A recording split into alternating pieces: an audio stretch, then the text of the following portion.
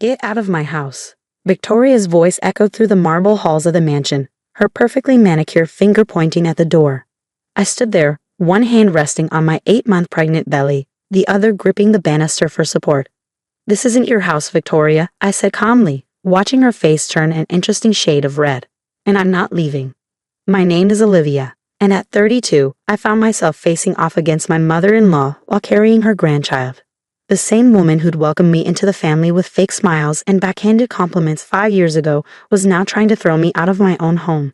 Marcus needs someone younger, someone who understands his needs. Victoria spat, her designer dress rustling as she moved closer. Emma's already 3 months pregnant, and she's only 24. You're practically ancient. The mention of Emma, my husband's mistress, should have hurt more than it did. But I'd known about her for months, quietly gathering evidence while Marcus thought he was being clever with his late-night business meetings and weekend conferences. And does Emma know about the prenup? I asked, watching Victoria's smug expression falter slightly. Or about the trust fund conditions? Victoria's eyes narrowed. What are you talking about? Marcus told me he had that prenup voided months ago. I couldn't help but laugh, the sound echoing off the high ceilings. Of course he did. Marcus has always been good at telling people what they want to hear. Just like he told you this house belongs to him. The front door opened and Marcus walked in, his suit slightly rumpled, Emma clinging to his arm. She was pretty and that young, trying too hard way, her baby bump barely visible under her tight dress. The triumphant smile on her face dimmed when she saw me still standing there. Mom, I thought you were handling this, Marcus said, not even looking at me. The man I'd loved for 8 years, who'd cried when we first heard our baby's heartbeat, couldn't even meet my eyes. Oh, she's handling it exactly how I expected, I replied, pulling an envelope from my pocket. But before anyone else tries to throw me out of my house, you might want to read this. Marcus snatched the envelope, his hands shaking slightly as he pulled out the documents inside. I watched his face pale as he read, Victoria peering over his shoulder. This can't be right, he stammered. What is it? Emma asked, her voice high and nervous. The house, Victoria whispered, her eyes wide with shock. It's in Olivia's name. Has been since before the marriage. I smiled, remembering the day my grandmother had transferred the property to me. Nana always said a smart woman protects herself. The prenup you thought you voided? That was a copy. The real one is filed with 3 separate law firms. But the trust fund, Marcus sputtered. My inheritance is contingent on you staying faithfully married to your first wife until your 10th anniversary, I finished for him. Your father wasn't as trusting as you thought, Marcus. He'd seen too many of his friends' sons waste family fortunes on younger women. Emma's grip on Marcus's arm loosened. You told me you were wealthy, she accused. That we'd live in this mansion after the divorce. He told you what you wanted to hear, I said, almost feeling sorry for her. Almost, just like he told me he was working late all those nights he was with you. Victoria stepped forward, her composure cracking. You planned this. You've been planning this all along. No, Victoria. I plan to build a life with your son.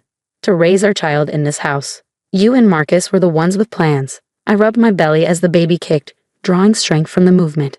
I just made sure I was protected when those plans came to light. We can figure this out, Marcus said quickly, his eyes darting between me and Emma. We can come to some arrangement. The only arrangement, I cut him off, is that you have exactly 1 hour to pack your things and leave. All of you. The security team has been notified, and they know who owns this house. You can't do this, Victoria shrieked. That's my grandchild. Yes, it is, I agreed.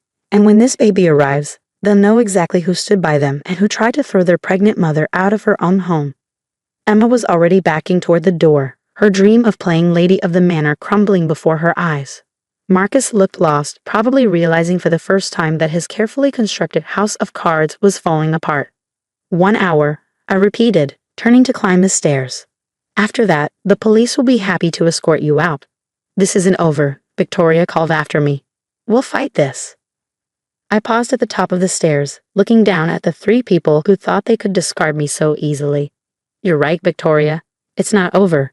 Because tomorrow, the family lawyer will be delivering some very interesting documents to the trust fund managers. I wonder how they'll feel about Marcus violating every condition his father put in place. The silence that followed was deafening. I walked to my bedroom in my house, and sat in the window seat, watching as Marcus and Emma hurriedly threw bags into his car 30 minutes later. Victoria stood on the driveway, still in shock, probably trying to figure out how her perfect plan had backfired so spectacularly. As they drove away, I felt the baby kick again. "Don't worry, little one," I whispered, resting my hand on my belly. "Mommy made sure it will be just fine." What they didn't know was that this was just the beginning. Tomorrow, when the trust fund managers received proof of Marcus's infidelity and the pregnancy he conceived while still married to me, the real fallout would begin. Victoria's dreams of her son inheriting control of the family fortune would crumble like a house of cards. Sometimes the best revenge isn't about getting even. It's about being prepared and watching as those who underestimated you realize their mistake too late. I picked up my phone and dialed my grandmother's number. She answered on the second ring, her voice warm and knowing. "Is it done?" she asked. "Yes, Nana," I replied, watching the sunset paint the gardens in shades of gold. "They're gone." "Good girl," she said proudly. "Now, shall we discuss what to do with that trust fund once Marcus is officially disinherited?" I smiled, thinking of all the plans I had for my child's future. "Actually, Nana, I have some ideas about that." The next morning, I sat in my grandmother's sunlit kitchen, watching her prepare her famous chamomile tea. At 75, Nana was still sharp as a tack and twice as cunning. She taught me everything I knew about protecting myself in a world that often underestimated women. "James called," she said, sliding a cup towards me. James was the family lawyer, a man who'd watched Marcus's father build his empire and had no patience for entitled sons who thought they could circumvent their father's wishes. "The trust fund managers were very interested in the evidence you gathered." I sipped my tea, remembering all the late nights I'd spent documenting Marcus's indiscretions. The hotel receipts, the bank statements showing purchases from luxury boutiques that certainly weren't for me, the time-stamped photos of his not-so-secret meetings with Emma. How did they take it? Let's just say Marcus won't be getting his hands on that money anytime soon. Nana's eyes twinkled. His father's conditions were very specific. Faithfulness until your 10th anniversary wasn't just a suggestion, it was legally binding. My phone buzzed with a text from Victoria. "You've ruined everything. Marcus is devastated. How dare you do this to our family?" I showed the message to Nana, who snorted. That woman never did understand the meaning of consequences. "How's the little one this morning?" As if on cue, the baby kicked. "Active," I smiled, rubbing my belly. Just like their mother. The doorbell rang, and Nana's housekeeper appeared moments later with an unexpected visitor. Emma. She looked different from yesterday, her carefully maintained facade cracking around the edges. "I need to talk to you," she said, wringing her hands. "Please." Nana raised an eyebrow but nodded, stepping out to give us privacy. I gestured for Emma to sit. "Marcus lied to me," she blurted out, tears welling in her eyes. "About everything. The money, the house, his marriage. He told me you were separated, that you were living off his generosity. He said once the baby came, we'd be a real family." I pushed a box of tissues across the table. "And now you know the truth. Victoria came to my apartment this morning." Emma continued. "She was furious, saying I'd ruined her son's inheritance. She demanded she wanted me to." She broke down, unable to finish. "Let me guess," I said, feeling a mix of pity and vindication. "She wanted you to get rid of the baby." Emma nodded, her shoulders shaking. She said it would ruin everything, that no one could know. Marcus just stood there, letting her say those horrible things. "I thought you loved me." "Marcus loves himself," I replied quietly. "Everything else is just a means to an end." "I don't know what to do," she whispered. "I can't raise a baby alone." I lost my job because Victoria told the board I was morally compromised. I studied the young woman before me, seeing past the mistress to someone who'd been manipulated just as much as I had, just in different ways. "Do you want this baby?" She looked up, surprised by the question.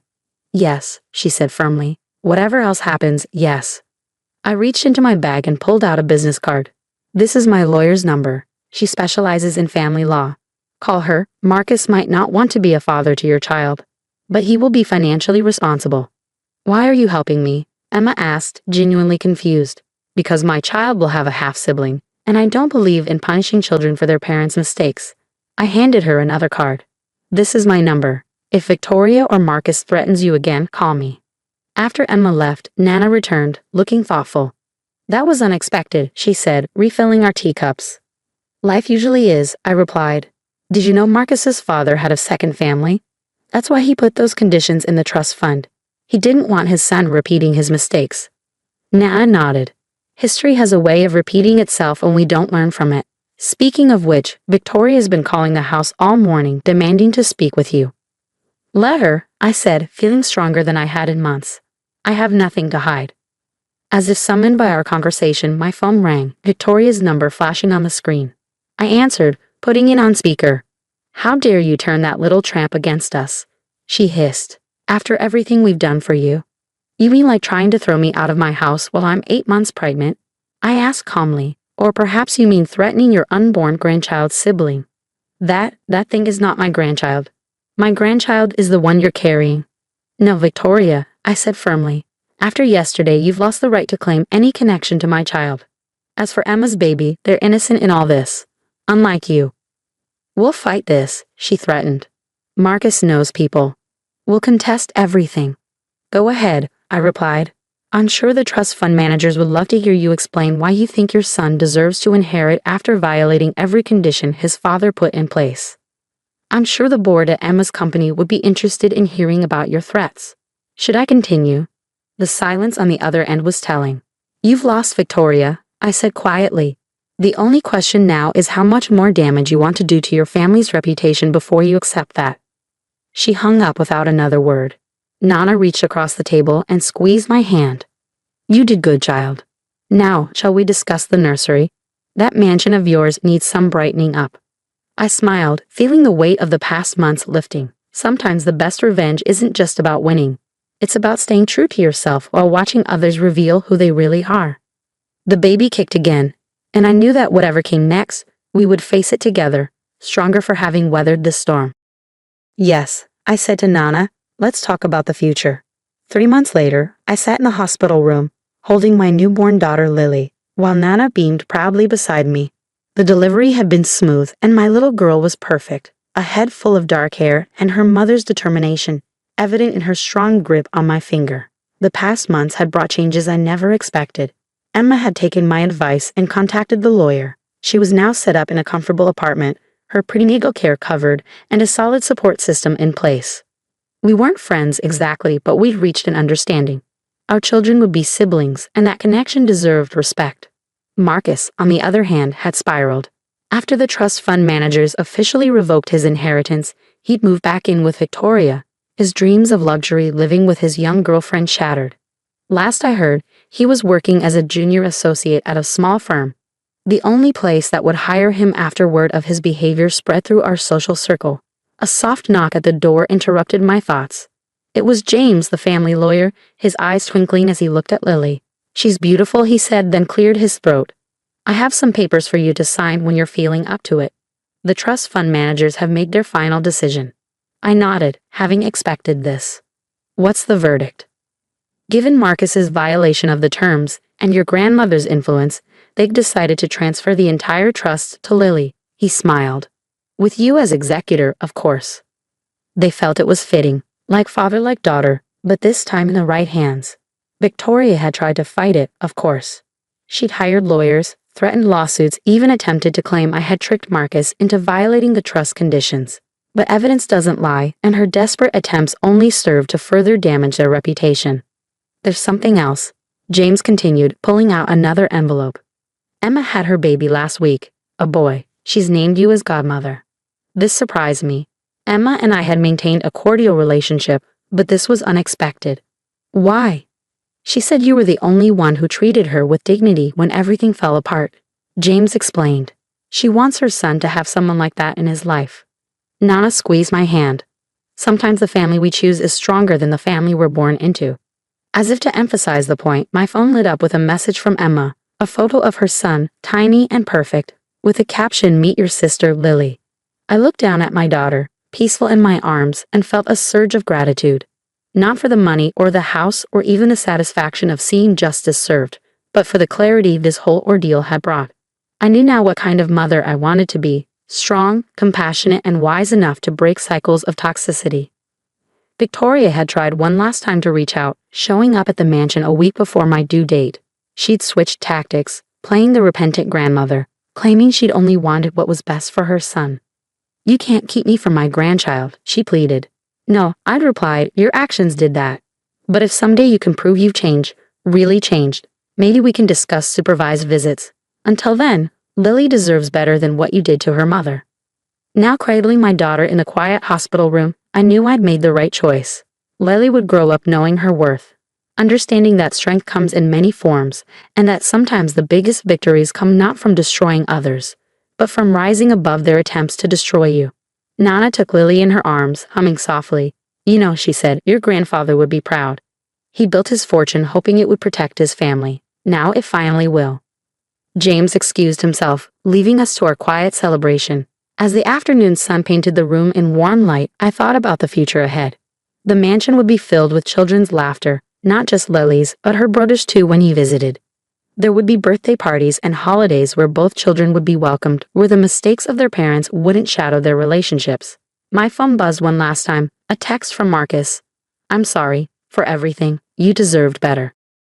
5 years too late, but at least he finally learned something.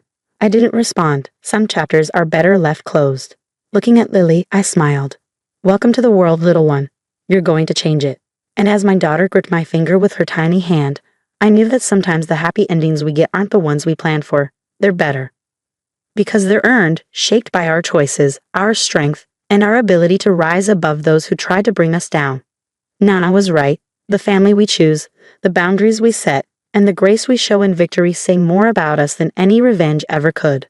Lily would grow up knowing that story, understanding that true strength lies not in power over others, but in remaining true to yourself when others try to break you. And that perhaps was the greatest victory of all.